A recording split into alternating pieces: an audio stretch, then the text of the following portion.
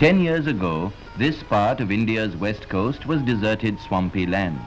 But today, we have a major port here, a giant gateway serving the whole of the northwestern region. How did this come about? As is well known, India, with a coastline of about 3,500 miles, had only 5 major ports: Bombay, Cochin, Madras, Vishakhapatnam and Calcutta. These port facilities were taxed to the maximum. They had a total capacity of handling 20 million tons of cargo per year, capacity just enough to cope with existing traffic. At times there was congestion in the ports, resulting in heavy loss to the country. Soon, national economy expanded. Trade and commerce increased. More million tons of cargo had to be handled. The need for an additional port became imperative. In 1948, the Government of India appointed a committee to recommend a suitable site for a major seaport on the stretch of coast covering Kathiawar and Kutch. The committee recommended the Kandla Creek in the eastern extremity of the Gulf of Kutch. The creek forms a natural sheltered harbour with ample depth for ocean-going vessels. The minor port already functioning here showed that even larger ships could come in as there was sufficient room for anchorage and turning space. A further advantage was Kandla's geographical position. Besides relieving the pressure on Bombay port, Kandla is about 200 miles nearer than Bombay to places located in the hinterland. The decision to build the Kandla port was taken in September 1948. The collection of data on the topography of the creek was the first step of a massive undertaking. An aerial survey covering the entire creek system was completed during 1949-50.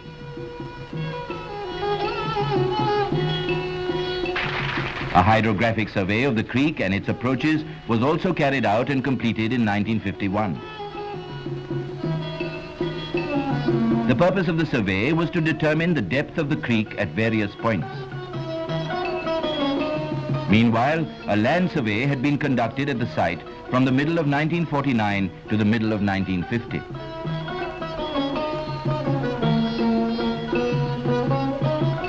Boring operations revealed that the subsoil consisted of soft clay up to a depth of 40 feet.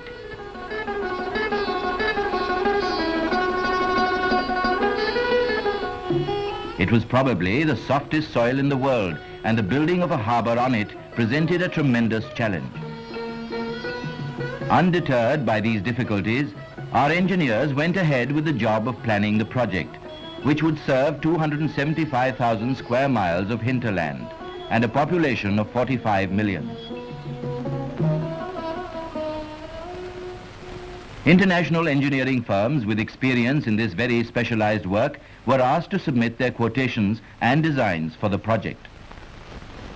After months of labor, a blueprint was finalized and accepted. The plan consisted of a cargo jetty with accommodation for 4 deep water berths, 3 transit sheds, and 4 double-storied warehouses. In addition, there would be 2 passenger berths for ferry boats, a floating dry dock, and a bandar. An oil berth was also planned. On January 10, 1952, Prime Minister Nehru arrived to lay the foundation stone for the major harbour work. Top priority was given to Kandla's communication with the hinterland. The region was linked with the country's main railway network. Work on the Kandla-Disa section started in 1949-50 and was completed 2 years later.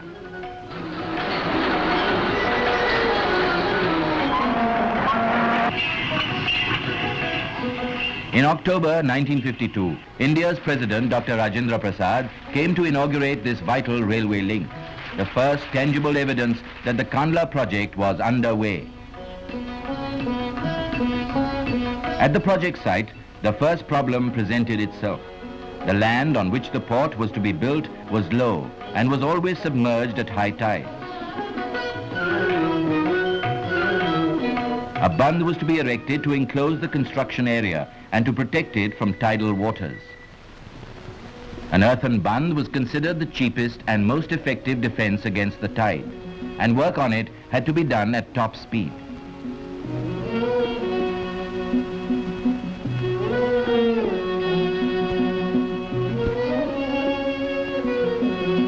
Where the tidal current was strong, steel sheet piles were driven to hold the water out. The construction pit was further deepened by excavators.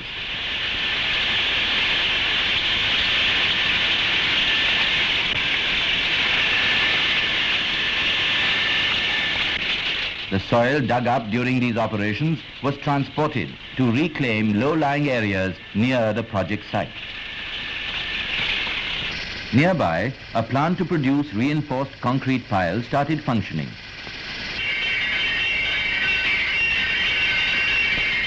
Because of the soft soil, the entire port and dockside would have to be built on columns, resting on reinforced concrete piles. These piles would have to be produced in considerable quantity. They would be driven into the soft soil to great depths till firm stratum was reached. Each would have to bear a heavy load.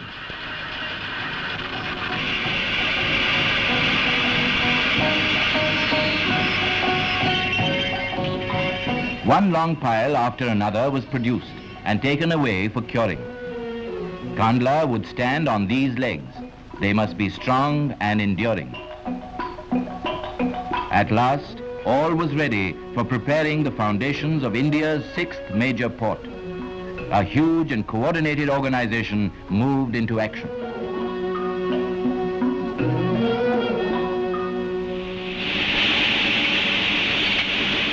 The first reinforced concrete piles were lifted into position for driving into the ground. Operation Kandla had begun.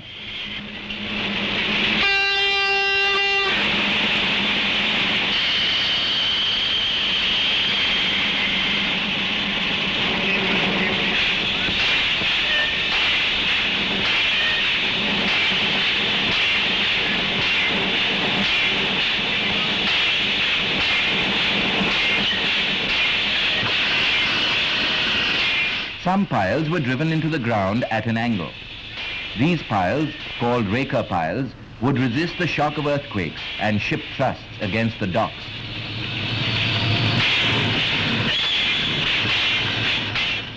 Over 12,000 piles were driven into the ground to a depth of 70 feet to form the foundation of Kandla port. Placed end to end, these piles would cover a length of over 150 miles.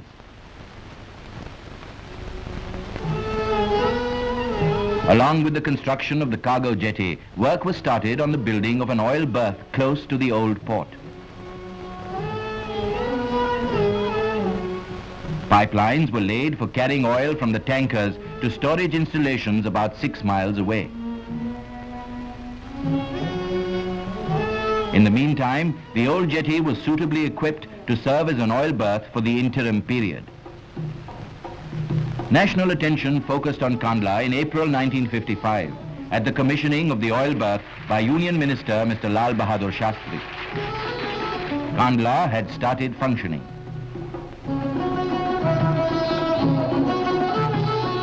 By now, the basic foundation of the main harbour was ready. Work continued. Reinforced concrete bracings, pile caps and columns were erected. These would support the massive harbour structures. The steel reinforcement for the deck of the cargo jetty was laid and was followed by the concreting of the jetty. The project site was studied with men and women, mixing cement concrete, placing it where it was needed. A steady, sustained operation conducted without interruption to create a giant platform supported by more than 12,000 piles.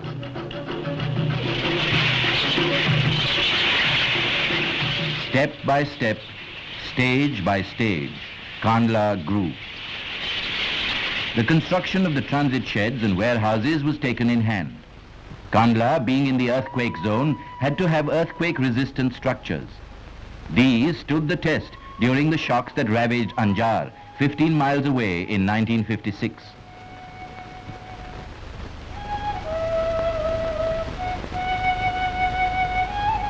Prime Minister Nehru, visiting the devastated region, inspected the port structures which were unaffected.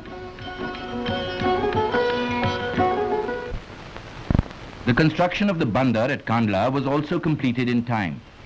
This bandar is an excavated basin 500 feet long and 300 feet wide, with berthing facilities for sailing vessels and barges. A row of cranes with capacities from 3 to 10 tons is available for the speedy handling of cargo. Bigger cargoes are handled by a special 60-ton crane at the heavy lift berth. The port project neared completion. An idea of the magnitude of the construction can be conveyed by the amount of material used. 30,000 tons of steel, 75,000 tons of cement, 5 million cubic feet of sand, and almost 8 million cubic feet of stone. Kandla had been designed not only for immediate needs, but also for the future expansion of national economy. Its spacious warehouses and transit sheds express this confident appraisal of the role the port was expected to play. With construction complete, the job of clearing the quay wall of earthen bunds and steel sheet piles began. They had served their purpose. Now there had to be deep water alongside the cargo jetty. Dredging operations started in front of the quay wall to obtain necessary depth for the berthing of ships. The dredged spoil from the creek, a mixture of soil and water, was discharged into low-lying areas nearby. It was part of the land reclamation scheme in the harbour area. The water drains away. The land gradually fills up. Another big job accomplished.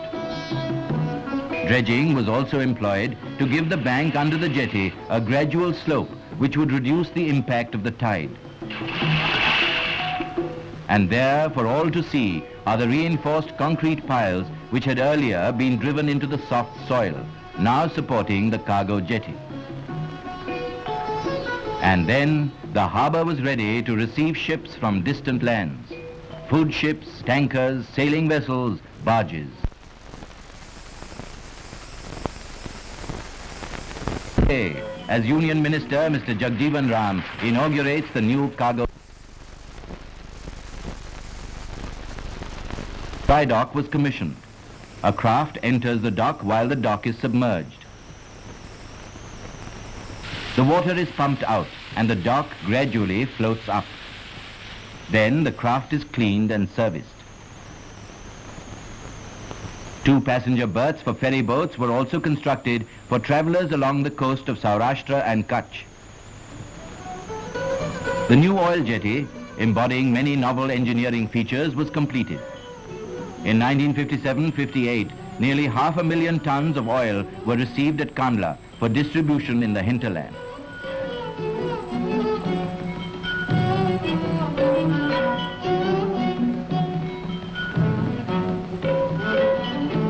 As the years go by, Kandla will become the major port for oil on its way to the north and northwest.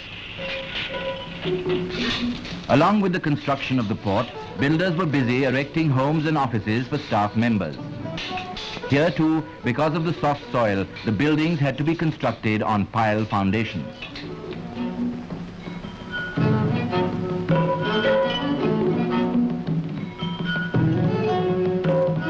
These 3-storied apartment houses are close to the port and customs office in the harbour area. The finishing touches. Railway lines are laid out along the harbour to facilitate movement of traffic, and the cranes are installed. With the cranes installed, the port came into full operation. Altogether, there are 28 cranes of capacities ranging from 3 to 10 tons, besides a heavy lift crane of 60 tons. Powerful machines which are the muscles of a modern port. Kandla was on the map and in full swing, handling to begin with over 1 million tons of cargo a year. The first phase of construction at Kandla, and the most difficult, has been completed at a cost of 15 crores of rupees. Our engineers and workers have for the first time built a modern port in India. A port that will play a vital role in stimulating the trade and commerce of its sprawling hinterland. and in the course of time bring prosperity to the 45 million people who inhabit that hinterland. Kandla joins the giant harbors of Bombay, Cochin, Madras, Vishakhapatnam and Calcutta as the latest and most modern major port. Truly a triumph of engineering.